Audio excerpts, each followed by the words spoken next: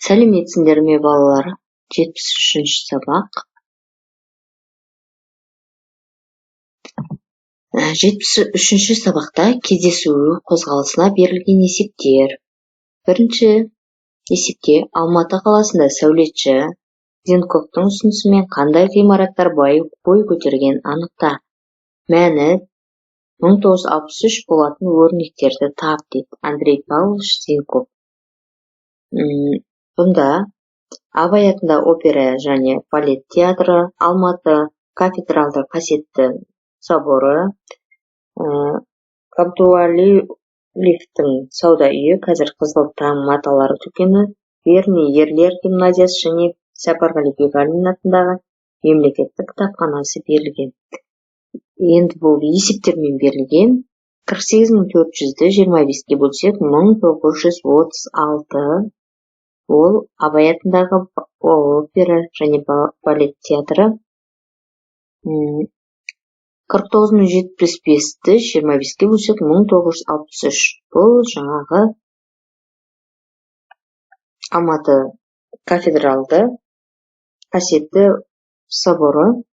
590.863 пен 301-дің бөлінісі 1963. Бұл Қызыл таң маталары дүкені. 193 1.937.481 мен 987-дің бөлінісі 1963, яғни Верный ерлер гимназиясы, қазіргі Сапарғали Бегалин атындағы мемлекеттік балалар кітапханасы. Сонда Андрей Павлович Зенков ұсынысымен бой көтерген ғимараттар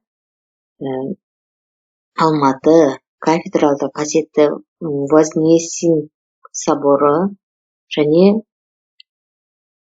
Қабдуәлиевтің сауда үйі, қазіргі Қызыл таң маталар дүкені, Верный ерлер гимназиясы, қазір Сапарғали Бегалин атындағы мемлекеттік балалар кітапханасы екен.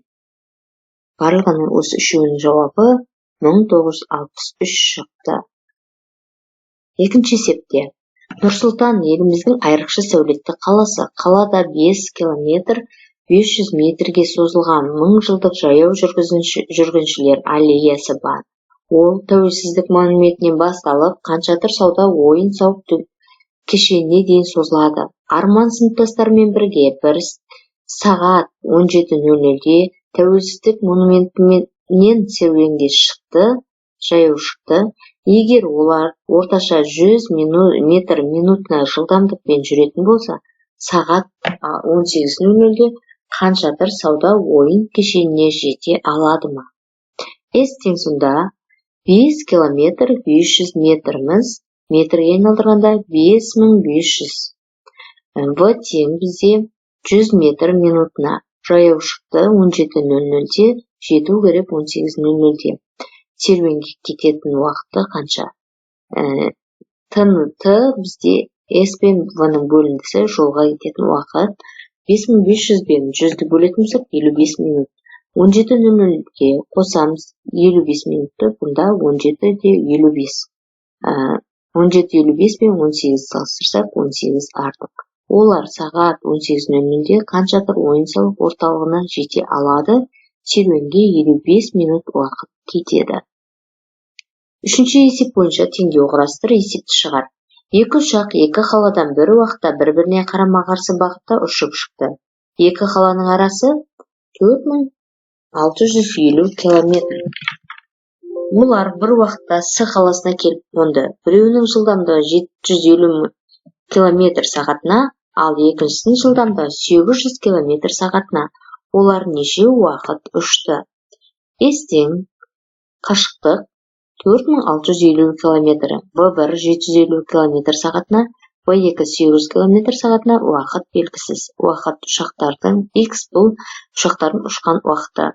750 мен 800 шақша қаламыз, көбейтеміз X, яғни уақытқа 4650. 750 мен 800-дің қосындысы 1550-ді көбейтеміз X-ге 4650. Қарапайым теңдеу құрастырдық. 4650 мен 1550-ді бөлеміз 3 сағат. Олар 3 сағат ұшты. Төртінші есепте Есептер бойынша әріпті өрнектер жаз, есептерді шығару жоспарын құр дейді. Асында екі қаланың арасы А километр, олардан бір-біріне қарама-қарсы бағытта екі велосипедші шығып, В сағаттан кейін кездесті. Бірінші велосипедшінің жылдамдығы С километр сағатына, екінші велосипедшінің жылдамдығы қанша дейді. С тең А километр, Т В сағат, В1 С километр сағатына, В2 бізде белгісіз. С пен Т-ны бөлеміз, А мен В-ның бөліндісі километр сағат. Енді В2-ні табу үшін В мен В1-ді азайтамыз, А бөлу В азайту С километр сағатына. Екінші велосипедтің жылдамдығы А бөлу С азайту С километр сағатына. Бұл әріпті өрнектер. Әсінде кент пен ауылдың арасы X белгісіз километр, олардан бір уақытта бір-біріне қарама-қарсы бағытта мотоциклші мен велосипедші шықты. Велосипедшінің жылдамдығы Y километр сағатына, егер олар Z сағаттан кейін кездесетін болса, онда мотоциклшінің жылдамдығы қанша? S тең X километр, T Z, V2 Y километр сағатына, V1 бізде белгісіз. Формуланы қолда X пен Z-ті бөлеміз. V1-ді табу үшін V-дан V2-ні азайтамыз, X бөлу Z азайту Y. Сонда мотоциклшінің жылдамдығы осылай шығады екен. Бесінші есеп, екі қаладан бір уақытта екі пойыз бір-біріне қарама-қарсы бағытта шығып, 6 сағаттан кейін кездесті. Бірінші пойыздың жылдамдығы 66 километр сағатына, ал екіншісінің жылдамдығы 95 километр сағатына. Өрнектердің нені білдіретінін түсіндірді. В1 бізде 66 километр сағатына, В2 95 километр сағатына, Т бізде уақыт 6 сағат, С бізде белгісіз. S1 табу үшін Т1 мен Т-ны көбейтеміз. Яғни 66 мен 6-ны көбейтсек 396. Бұл бір пойыздың жүрген жолы. S2-ні табу үшін біздер V2 мен Т-ны көбейтеміз. Яғни 95 мен 6-ны көбейтсек 570 километр. Енді S-ті табу үшін S1 мен S2-ні қосамыз.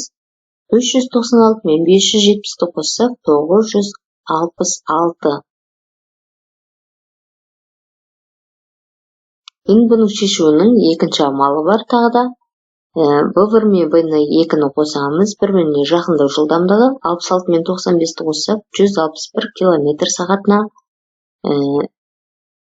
96 мен 95 шықшаға аламыз, оны 6-ға көбейтеміз. 161-ді 6-ға көбейтсек 966 километр. Яғни екі қаланың арақша қашықтығы 966 километр. Бұны екі түрлі әдіспен шығарылып көрсетіліп тұр. 6-шы есеп, ойлан және жауап бер. Саябаққа 6 ағаш отырғызылды. Олар қарағай, қайың, жөке, талшын, шырша және үйеңкі.